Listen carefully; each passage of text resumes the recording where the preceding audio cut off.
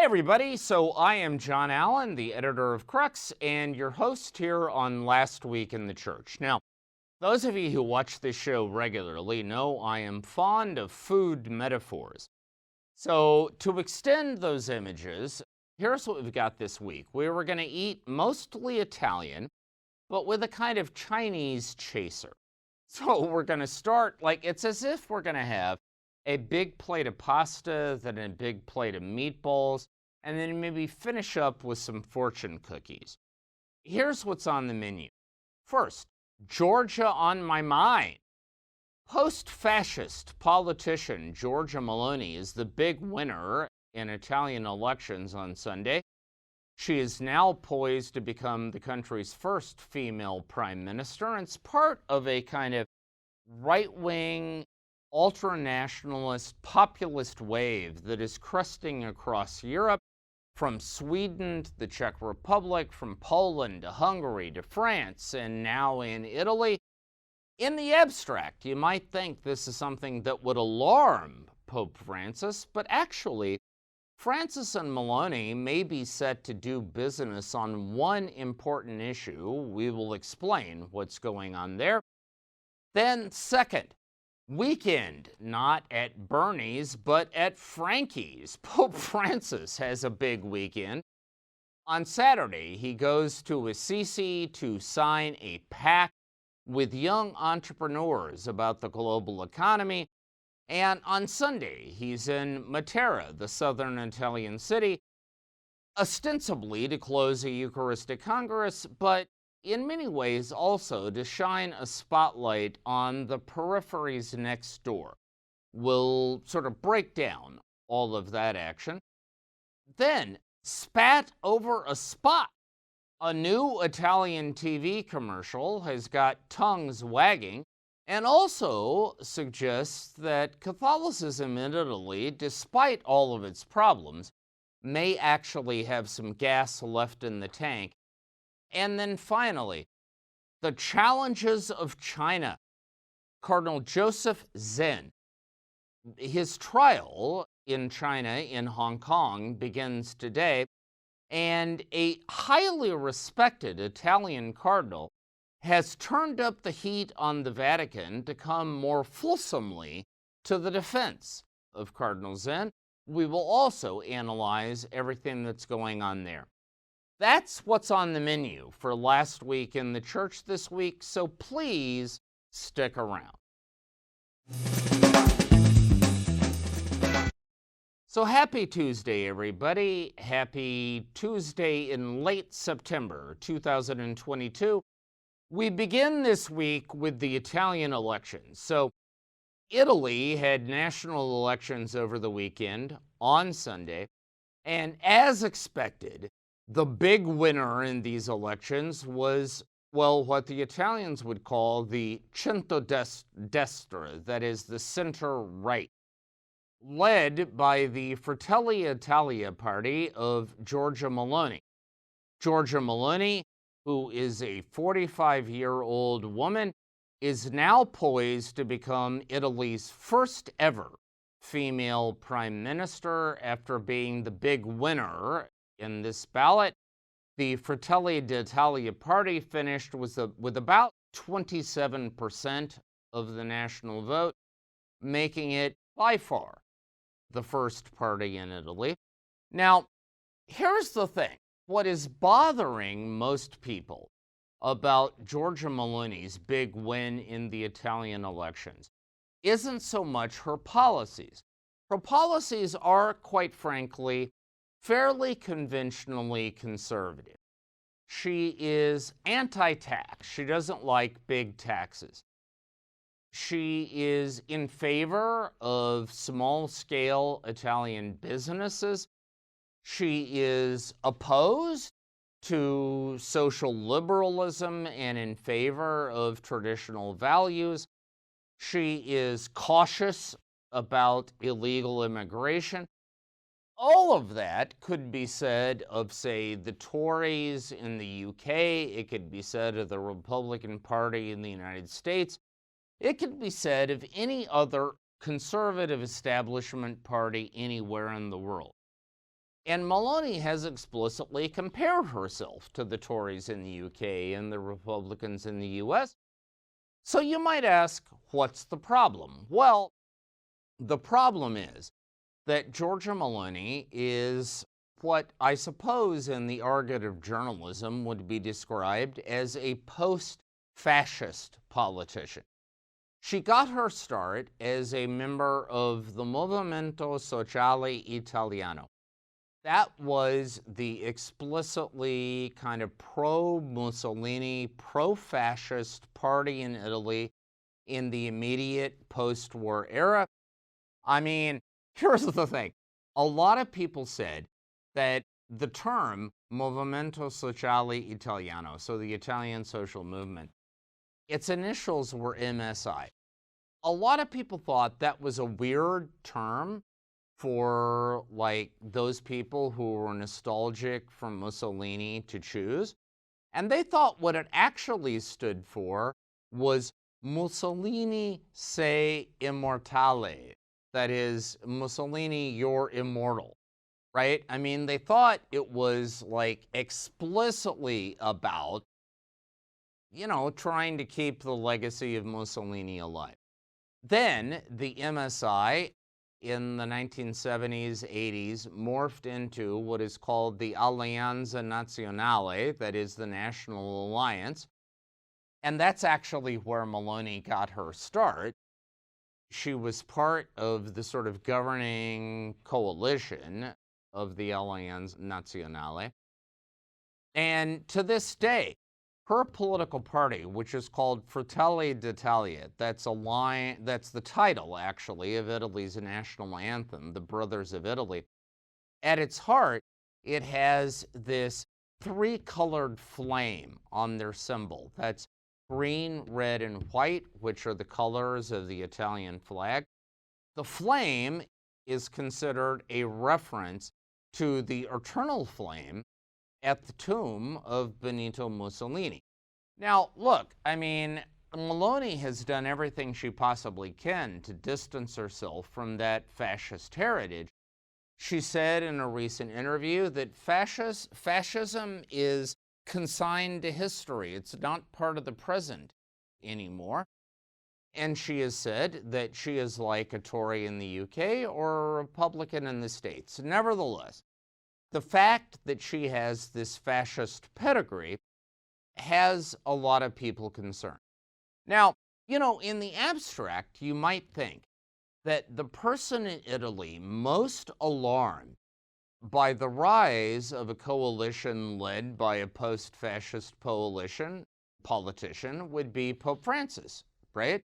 Because Pope Francis is a social progressive, and he has made nationalist right-wing populism kind of his bête noire. I mean, he has said on multiple occasions that this kind of nationalist populism is a threat to democracy. It is a degradation of political life. And so you might think in the abstract that the Pope and Meloni are on a kind of collision course.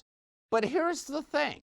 There is at least one issue where the post-fascist politician and the progressive Pope might actually be in alignment, and that is Russia.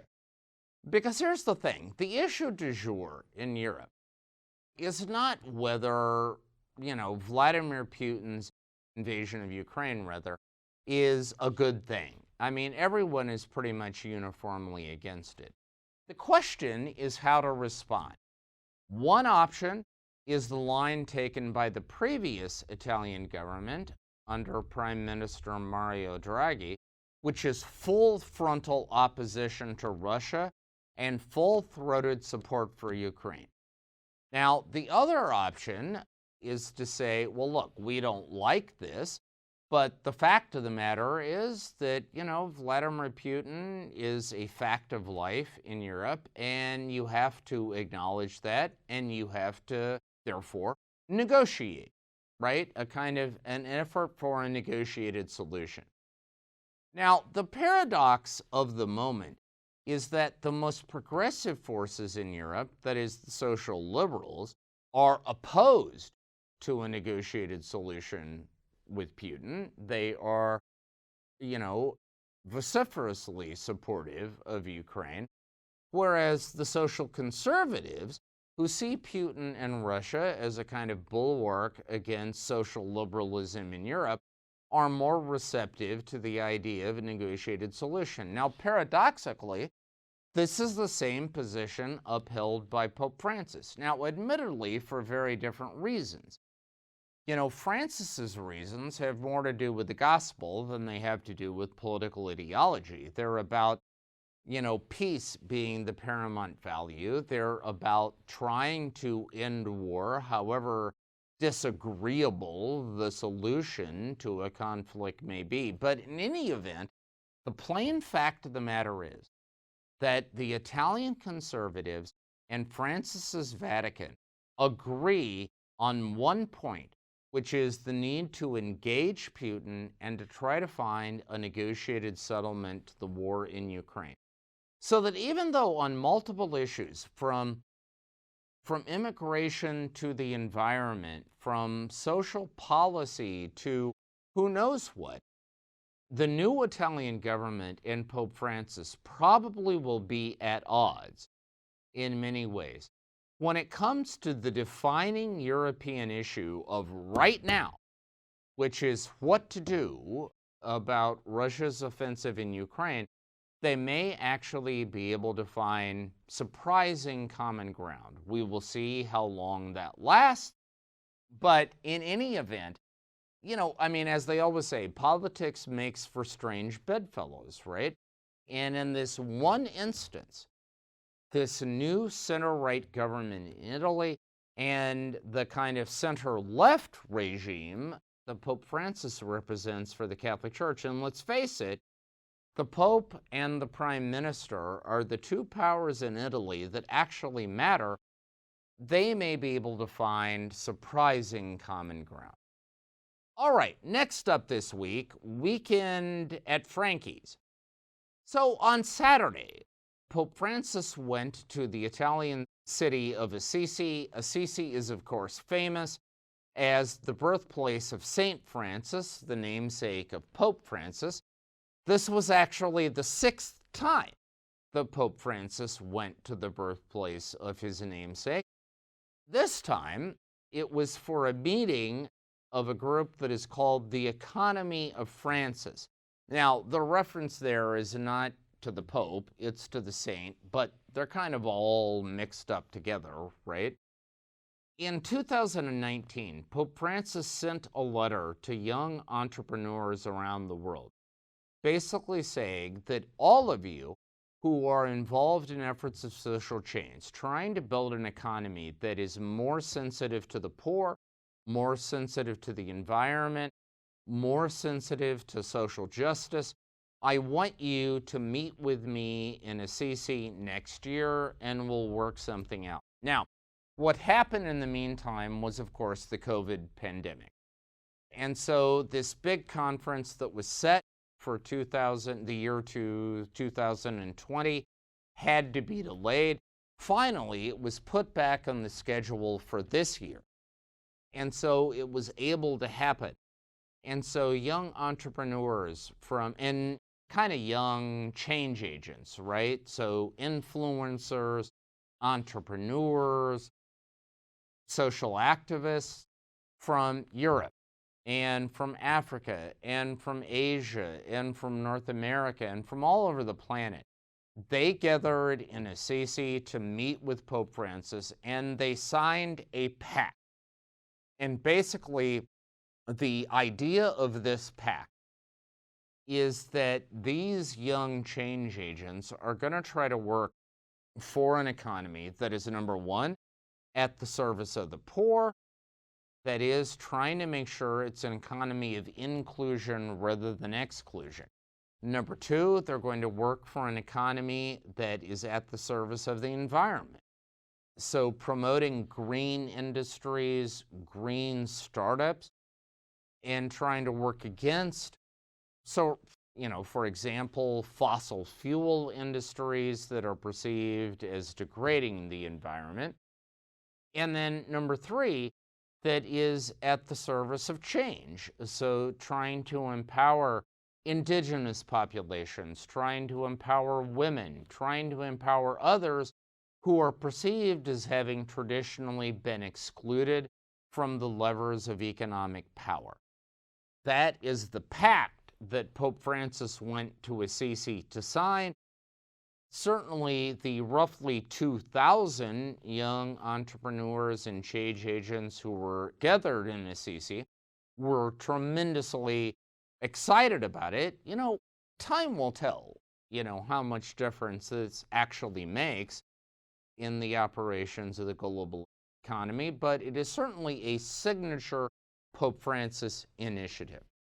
Now, the very next day, so Pope Francis went back from Assisi to Rome that night, but the very next day, he traveled to the southern Italian city of Matera, which is one of the provincial capitals in a southern Italian region called Basilicata. And ostensibly, he was there to mark the ending of a Eucharistic Congress convened by the Italian bishops, but in reality, he went to Matera because Matera is a symbol of the part of Italy that has traditionally been excluded from the country's economic, political, and social progress. Here's the thing. Italy has only been a unified nation since 1870. In the northern part of Italy, northern Italy is basically Europe, right?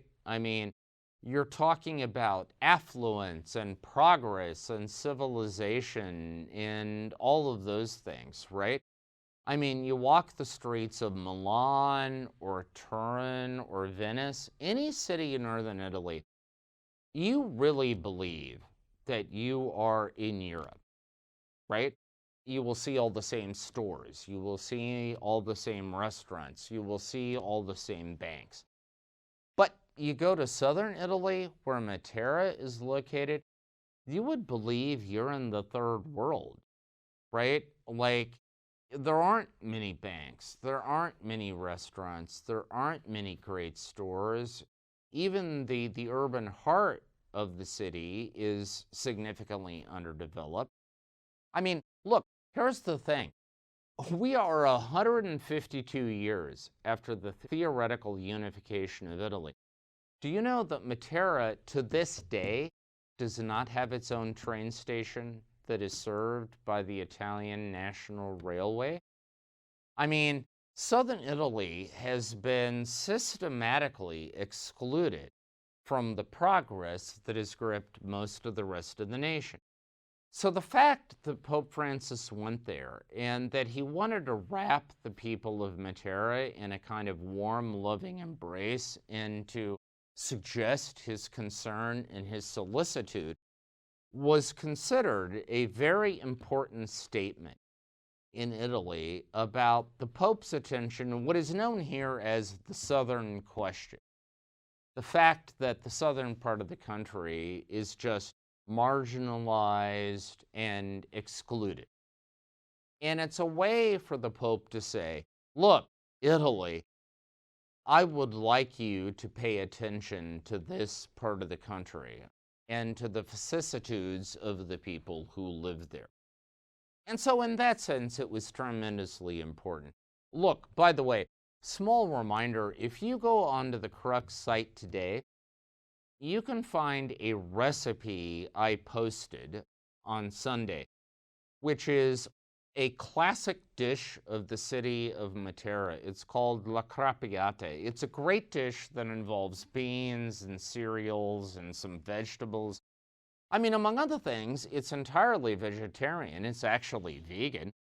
But it's a way for you to demonstrate your own personal concern for people who have kind of been cut out of the deal of the progress of the 21st century hyper-capitalist world. And it's also a way to participate in the Pope's trip on Sunday. I highly recommend it. It's also, by the way, totally delicious. Should be served with a nice red wine. I encourage that. Check it out, see what you think. All right. Next Italian entree this week, spat over a spot. So, there is a new Italian TV commercial, which has actually got a lot of people here in Il Bel Paese sort of upset. The commercial is a kind of riff on the Last Supper. You know, the scene from the New Testament when Christ is having his last meal with his apostles before his passion. And so the commercial opens up with a scene that is kind of from, famous from Leonardo da Vinci's depiction of the Last Supper. In other words, all of the apostles on one side of a table, right?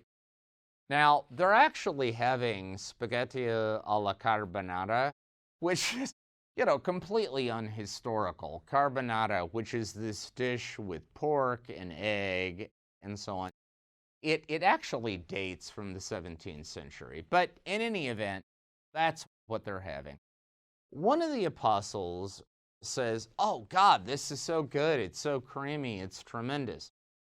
And then Judas, remember the apostle who betrayed Christ, Judas says, "Well, yeah, but this is the wrong cut of pork. It's pancetta, not guanciale, two different cuts of pork." And then everybody else kind of goes nuts, saying, "Oh, Judas, come on, calm down." Jesus asked Judas to pass the wine.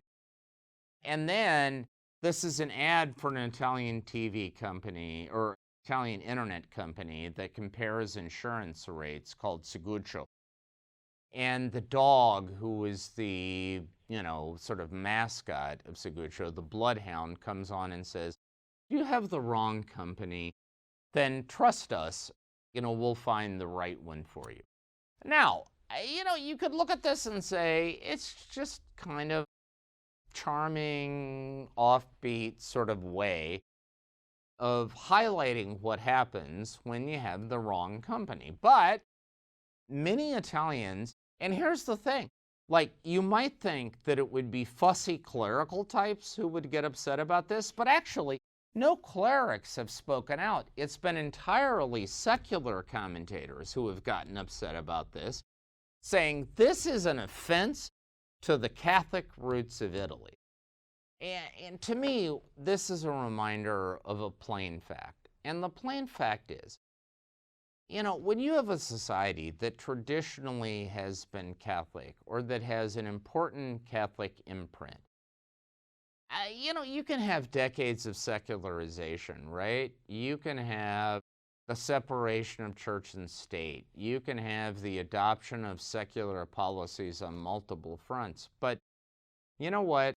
At the end of the day, that Catholic gene in your DNA is still going to be there. There is a saying in Italian. It goes like this: "Scherzo con I fanti, ma lascia stare I santi."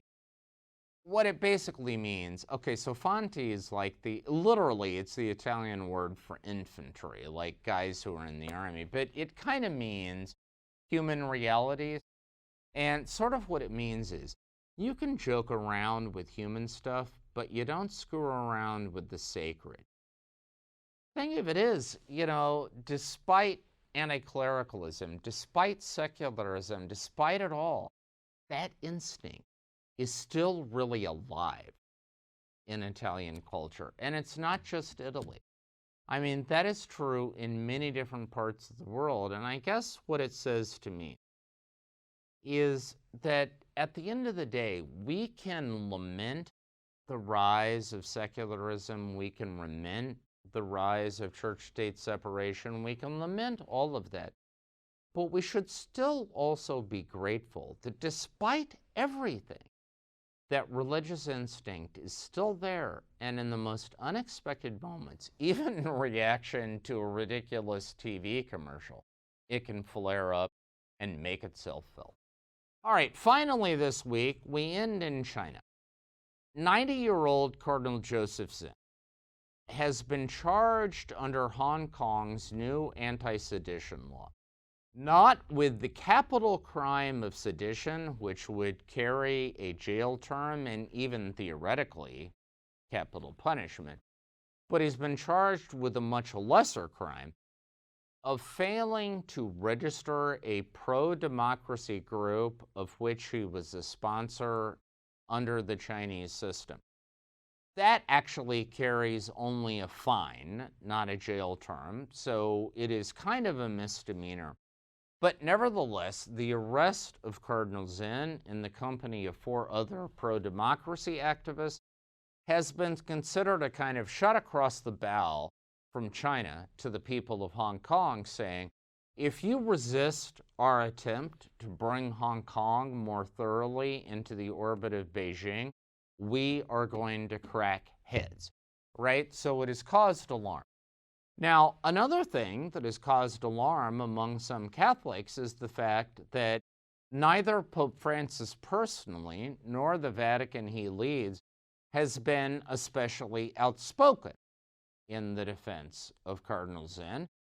They've kind of let it fly below radar, and this has been linked by critics to the fact that the Vatican is trying to renew a deal with Beijing over the appointment of Catholic bishops in China that is very controversial among certainly more conservative Catholics, because they see it as giving away the baby with the bathwater to Beijing, that is, allowing the Communist Party of China to determine who becomes a Catholic bishop in China.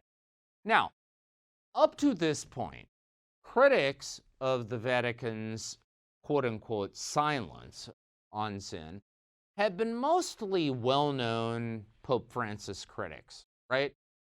So, Cardinal Walter Brandmüller of Germany, who was a signatory, who was one of the 4 dubia cardinals who beat up Francis over Amoris Laetitia, the idea of giving communion to divorced and civilly remarried Catholics. Or another German cardinal, Gerhard Müller, who was removed by Pope Francis from the Congregation for the Doctrine of the Faith because he was considered a doctrinal opponent of the Pope. But what happened this week is that a very different cardinal, Fernando Filoni, Italian Cardinal Fernando Filoni, who was a career Vatican diplomat and therefore, by definition, generally very cautious, who was also considered a moral hero of the Catholic Church because he was the papal ambassador in Iraq when the United States invaded Iraq in 2003. He was the only Western ambassador who did not abandon his post. He stayed put to demonstrate his concern and solidarity with the people of Iraq. In 2006, he narrowly escaped a bombing attack on the embassy. And Filoni has never been identified with the anti-Francis critics. He's never been part of that crowd. Yet this week, he wrote a letter to the editor of the official newspaper of the Italian bishops, L'Avvenire, the word means the future, in which he said of Zen, look, Zen may be intemperate, he may be a little, he used the word angular, which is kind of an Italian way of saying he may be a little cantankerous, but nevertheless, he said, Zen is a great guy, and he deserves our full support. Now, that probably will dial up the pressure on Pope Francis and the Vatican as the Zen trial plays out to be a little more foursquare in support of the cardinal. Because here's the thing, if you're going to take a poll in the College of Cardinals today as to which prince of the church has the most moral authority, Filoni would probably figure somewhere near the top. And the fact that he has come out demanding that the church be more supportive of Zen, that probably is going to carry some weight in a way that the other protests up to this point have not. All right, that is our show for this week. You can find full coverage of all these stories on the Crux site. That is cruxnow.com. Again, cruxnow.com.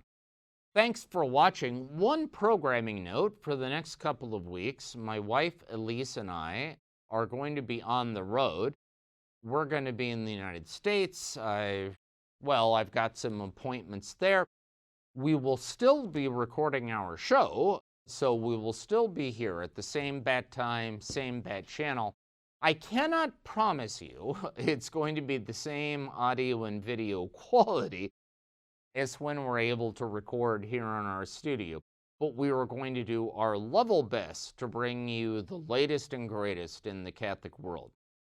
Over the course of the next 7 days, my charge to you is stay safe, stay healthy, have a fantastic and blessed week, and we will talk to you again soon.